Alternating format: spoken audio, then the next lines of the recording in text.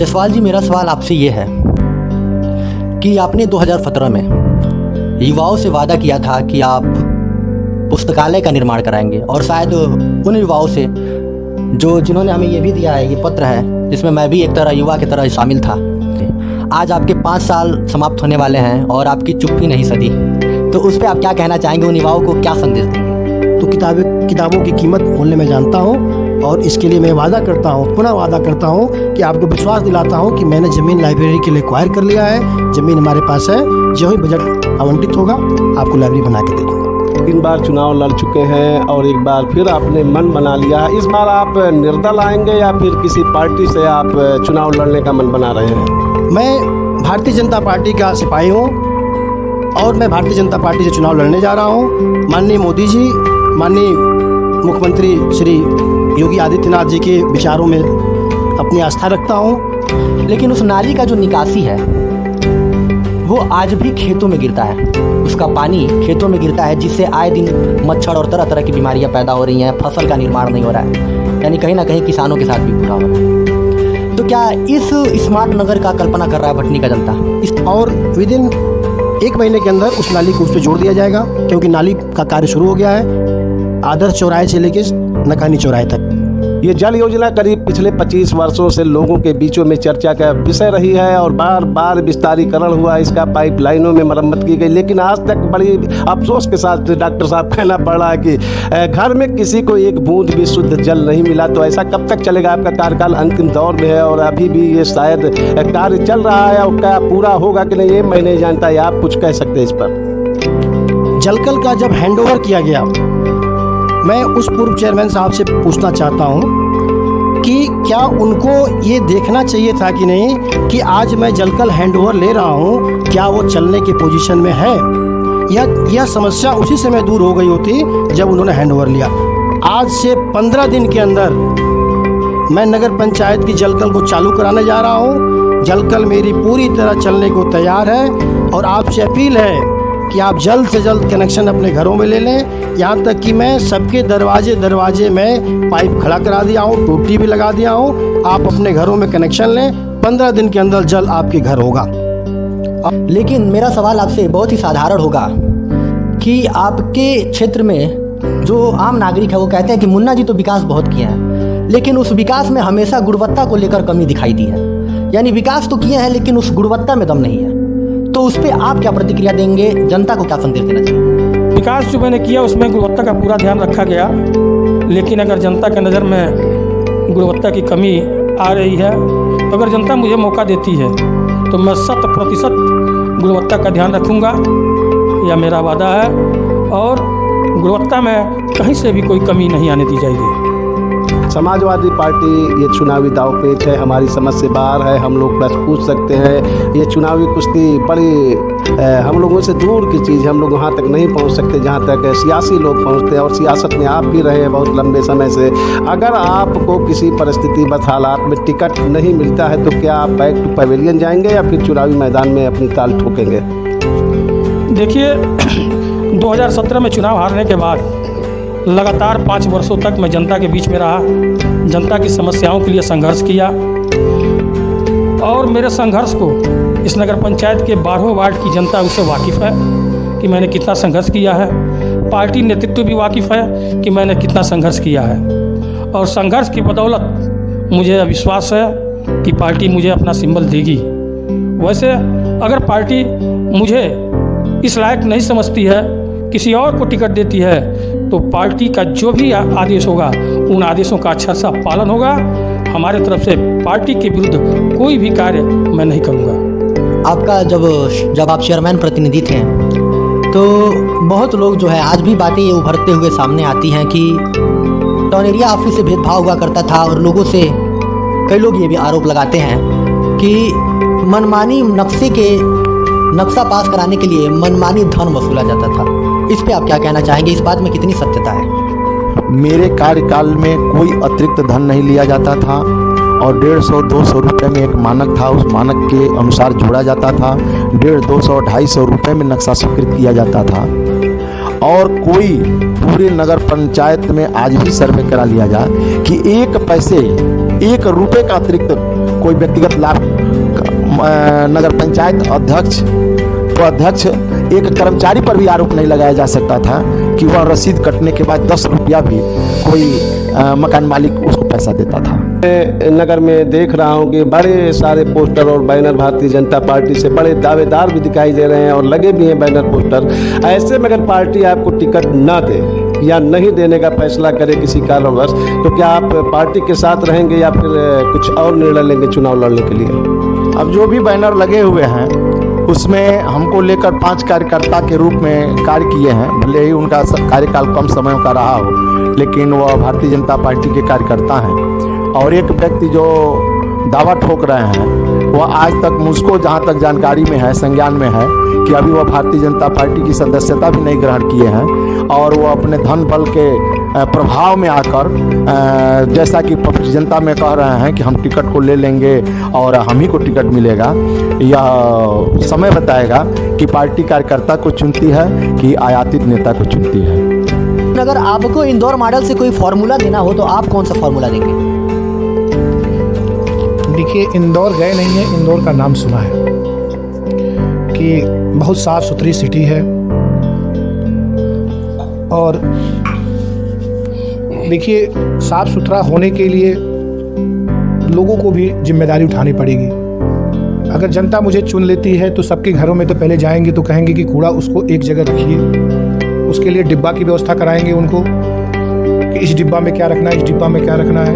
Town area का कर्मचारी आएगा, उसको ले जाएगा और एक सुरक्षित स्थान पे उसको रखेगा जिसमें जनता का सहयोग चाहिए। देखिए, हर कामों में एक दूसरे का सहयोग चाहिए, तभी इंदौर मॉडल हो सकता है। हैं रैन बसेरा बनवाते हैं ताकि पथिकों को दिक्कत ना हो, लेकिन अस्थायी रैन बसेरा के रूप में एक धर्मशाला धरातल पे अभी तक नहीं आई है, जिससे कि आने वाले जो बाहर से राहगीर हैं, जो बाज़ार में ख़रीदारी करने आते हैं, औरतें आती हैं, रेल यात्री रात में उतर कर आते हैं, बहुत सारी ट्रेनें रात में हैं, अल सुबह भोर में आ जाती हैं, जिनके लिए एकमात्र विकल्प होता है रुकने का प्लेटफार्म, जहाँ पे सुरक्षा के पुख्ता इंतज़ाम नहीं होते हैं। तो इस धर्मशाला को धरातल पर लाने के लिए आप क्या करेंगे अगर आपको चुन लिया जाए तो?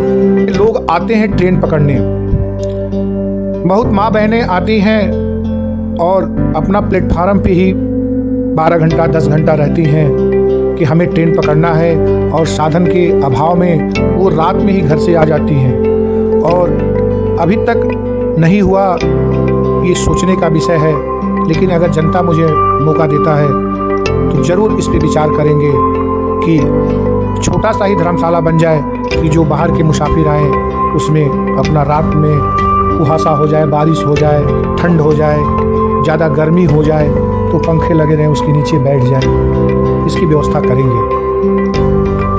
कि जैसे कि आप क्रिकेट खेले हैं और काफ़ी अच्छा आपका जीवन रहा है क्रिकेट को लेकर, और बहुत सारे स्ट्रोक खेले हैं, लेकिन 2012 से 2017 तक आप सभासद भी रहे हैं, तो वो कौन से आपके 2 मुद्दे होंगे जो इस चेयरमैनी में मास्टर स्ट्रोक साबित होंगे? देखिए, अभी रोमी जी ने पूछा था, एक पुस्तकालय का और एक पानी का हमने जवाब दिया था। वो इस नगर का सबसे बड़ा मुद्दा है, वो पहले मैं जवाब दे चुका हूँ। और अगर सभासद कार्यकाल की, तो मैं सभासद था। मेरे वार्ड में जितने भी पात्र लोग हैं, गरीब तबके के लोग हैं, जो निचला पदान का व्यक्ति है, उसके लिए जो भी सरकार से मदद आया, हमने निस्वार्थ उसको पहुँचाया। लिए कहते हैं कि शिक्षा के लिए किताबें बहुत ज़रूरी होती हैं, और किताबों की दुनिया के लिए एक पुस्तकालय की ज़रूरत होती है, और प्रतियोगी छात्रों को एक प्लेटफार्म मिले, आगे प्रतियोगी बने, अच्छे कंपटीशन को बीट कर, इसके लिए एक पुस्तकालय चाहिए। तो पुस्तकालय अभी तक कोई दे नहीं पाया है, तो आप इसे कैसे पूरा करने के लिए सोच रहे हैं? भविष्य के बारे में सोचना पड़ेगा, बच्चों के भविष्य के बारे में तो करना ही कुछ पड़ेगा, और मैं पूरा प्रयास करूँगा कि पुस्तकालय का एक निर्माण हो और पुस्तकालय यहाँ चले। अगर कोई कानूनी बाधा नहीं आती है, अगर नगर पंचायत से अगर ये हो सकता है तो निश्चित ही इस काम को करूँगा, ये मेरा वादा है। कि स्वच्छता देखते हैं, जैसे कि चुनाव नज़दीक आता है और आपके पार्टी से विभिन्न तरह के जन जागरूक कार्यक्रम निकलते हैं, चाहे वो सफाई से लेकर संबंधित हो, चाहे लोगों को आवाज़ दिलाना हो। चुनाव आते सभी लोग झाड़ू से लेकर विभिन्न तरह के अपने अपने आखड़े में अपना अपना कर्तव्य दिखाते हैं।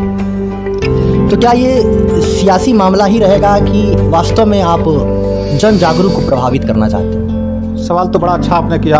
भटनी नगर में अब तक का इतिहास यही रहा है कि नगर पंचायत पे गैर भाजपाइयों का ही कब्जा रहा है और वर्तमान में भी यही स्थिति है। आज भी जहाँ सफाई, जहाँ स्वच्छता की बात आती है, हमारे पार्टी के कार्यकर्ता बड़ी मुस्तैदी के साथ सफाई का भी काम करते हैं, झाड़ू लगाने का भी काम करते हैं और निश्चित रूप से हमारे देश के यशस्वी प्रधानमंत्री नरेंद्र मोदी का भी यह एक मिशन है कि स्वच्छ भारत। तो स्वच्छ भारत के लिए हम सबको आगे आना पड़ेगा और सबसे पहले यहाँ के जनप्रतिनिधि अगर उसमें हिस्सा लेंगे तो निश्चित रूप से ये सर्व शिक्षा अभियान सफल होगा और उसके लिए मैं कटिबद्ध हूँ। आप खिलाड़ी रहे हैं और क्रिकेट के मैदान में जहाँ तक मुझे याद है कि ओपनर यानी उद्घाटक बल्लेबाज हुआ करते थे और तब लोअर और टी शर्ट का ज़माना नहीं था, पैंट शर्ट पहनते थे, लग तक सफ़ेद रंग की शर्ट पैंट, और एक खिलाड़ी के रूप में आप बहुत खेले हैं। और मैदान नहीं है यहाँ पर, रेलवे के मैदान के भरोसे हमारे खिलाड़ी जो खेलते थे आज विलुप्त होते जा रहे हैं। और यहाँ एक इंडोर स्टेडियम नहीं है जिसमें बैडमिंटन या शतरंज जैसे खेलों को खेला जा सके।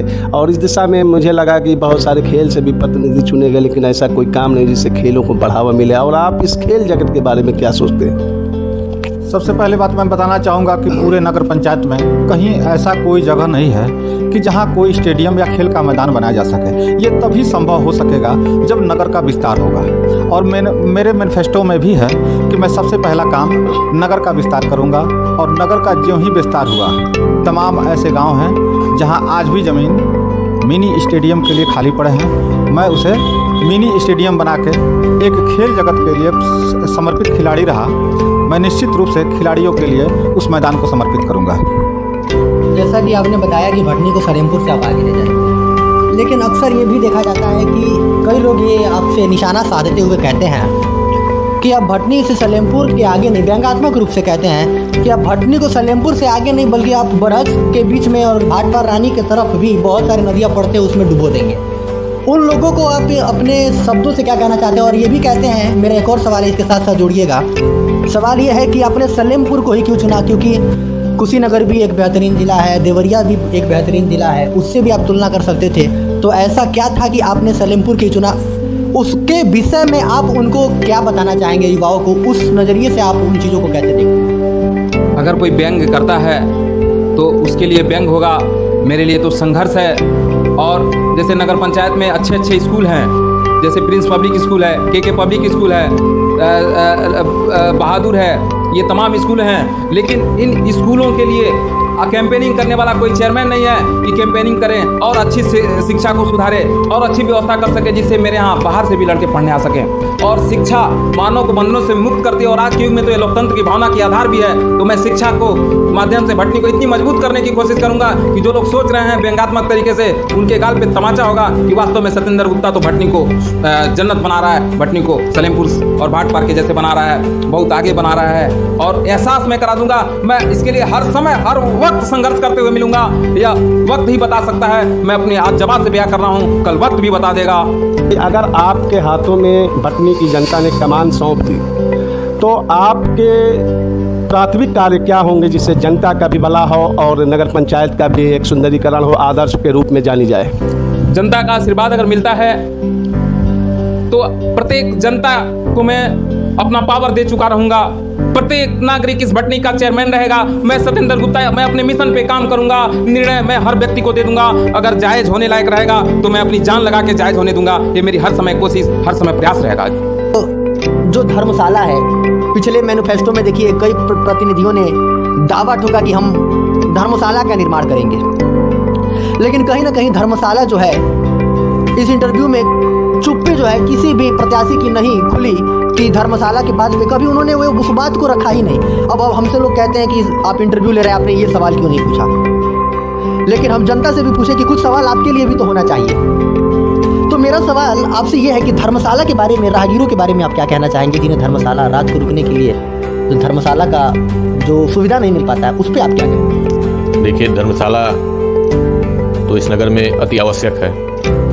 अगर मुझे मौका मिला, जमीन अगर उपलब्ध हो जाती है इस नगर पंचायत में, तो धर्मशाला का निर्माण मैं जरूर कराऊंगा, चाहे उसके लिए मुझे यहाँ से लेकर लखनऊ तक लड़ना पड़े, लेकिन धर्मशाला का निर्माण मैं जरूर कराऊंगा। ज़मीन उपलब्ध हो जाती है तो।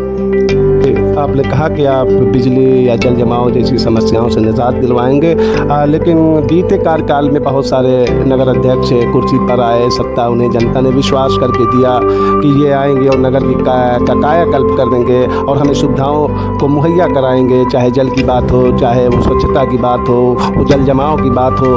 लेकिन जो जिम्मेदार यहाँ से गए कार्यकाल को अपना पूरा करके कुछ ऐसे कार्य अधूरे रह गए क्या आपकी नज़र में? मैं नहीं कहता कि अधूरे रह गए, क्या ऐसे कुछ कार्य अधूरे रह गए जो उन्होंने नहीं किया, जो भटनी के विकास को पूरा नहीं करते हैं और आपको लगता है कि अगर वो काम हुए होते तो ये भटनी का विकास अधूरा नहीं रहता, भटनी और आगे जाता? तो अगर आप आते हैं तो उन कार्यों को जो आपको लगता है कि ऐसा होना चाहिए था, कौन से कार्य ऐसे बचे हैं जो आप पूरा करेंगे? भटनी में तो अब तक कम से कम एक पार्क का निर्माण हो जाना चाहिए था। जितने भी पूर्व चेयरमैन रहे हैं इस चीज़ पे ध्यान नहीं दिए। अगर मुझे जनता मौका देती है, ज़मीन उपलब्ध अगर हो जाता है तो मैं अवश्य ही एक पार्क का भी निर्माण कराऊंगा। और भटनी नगर पंचायत में बहुत सारे वार्डों में बारिश होने पर जल जमाव की समस्या बहुत कठिन हो जाती है।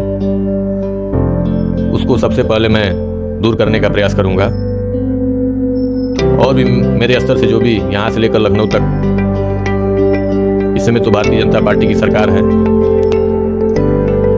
तो मेरे स्तर से अधिक से अधिक प्रयास होगा कि भटनी नगर पंचायत को अधिक से अधिक पैसा लाकर भटनी को स्वच्छ, भटनी सुंदर, भटनी और बनाने का प्रयास करूँगा। वैसे तो आप एक बार चेयरमैन रह चुके हैं और उसके बाद भी आपको पुनः भटनी की जनता कमान सौंपी थी, लेकिन वही जनता उनमें से, क्योंकि आप जनता सभी जनता को तो संतुष्ट कर नहीं सकते हैं, लेकिन उन्हीं में से कई ऐसे जनता थे जो ये सवाल करते थे कि टाउन एरिया से मतलब बहुत भेदभाव हो रहा है जनता के साथ। लेकिन आपसे एक बेसिक जानकारी के तौर पे ये बखूबी जानने की कोशिश करूंगा कि जो भी टाउन एरिया क्षेत्र में जो भी मकान आता है उसका नक्शा से लेकर उसका जो मानक मूल्य है उसको क्या मतलब कितना लगता था आपके समय? जब से टाउन एरिया जो है बनी है, हम जो कानून और जो व्यवस्था, जो नियम है, उसी के अंतर्गत में लोगों का मकान बनना है। और मकान जब नक्शा पास होता है उसके अनुसार ही बनता है। बहुत पुरानी व्यवस्था है, जो बहुत पुराने लोगों का जो आज भी मकान है और उसी जगह पर है। जब नए जब उसकी व्यवस्था बन रही है तो टाउन एरिया से उसका नक्शा स्वतः पास होना चाहिए, उसका डायरेक्शन होना चाहिए और टाउन एरिया स्वतः जिस समय निर्माण होता है उसी समय उसको रोक देना चाहिए और उतना क्षेत्रफल खाली करा देना चाहिए। जबकि ऐसा नहीं करते हैं लोग, जब मनमाने ढंग से उसको आगे बढ़वा देते हैं, फिर इमारत जब बन जाती है तो फिर उसको तोड़ने की व्यवस्था होती है। यह काम अच्छा नहीं है। नगर पंचायत जब से बनी है, इस व्यवस्था को निरंतर यह प्रयास होना चाहिए कि जो मकानें बन रही हैं उसको तत्काल रोका जाए, उसका एक मापदंड के हिसाब से, पैमाने के हिसाब से बने और उसका सुधार हो। जी, अगली बात ये कि अभी कुछ माह ही बीते हैं, नगर में शासन प्रशासन द्वारा आक्रमण की एक कार्रवाई की गई थी जिसमें कुछ लोग समर्थन भी कर रहे थे और कुछ लोग नाराज़ भी हो रहे थे और बहुत हो हल्ला हुआ, लेकिन प्रशासन ने अपना काम किया। और इस पर आपका नज़रिया क्या है? देखिए, प्रशासन की अपनी नज़रिया तो होता है, लेकिन स्थानीय स्तर पर वर्तमान जो चेयरमैन है उसका एक मापदंड होना चाहिए था कि नगर में जो मेन सड़कें हैं मैं कितनी लंबाई और चौड़ाई से इसको जो है खाली करा सकता हूँ, जो जनता के हित में हो, जो नगर के हित में हो। लेकिन यह पैमाना नहीं बना। बिना पैमाने का ही प्रशासन और यहाँ के चेयरमैन मिलकर न जाने कितने लोगों को उजाड़ दिए, जिससे यहाँ की जनता काफी क्षुब्ध हो गई और एक वर्ग को उजाड़ा गया और दूसरे वर्ग को छोड़ दिया गया, जिससे यह समस्या आज अतिक्रमण का जो बना हुआ था आज भी वैसे है। अतिक्रमण हटाने से कोई हटा नहीं और कोई व्यवस्था सुधरा नहीं, या इस तरह का अतिक्रमण नहीं घटना चाहिए था।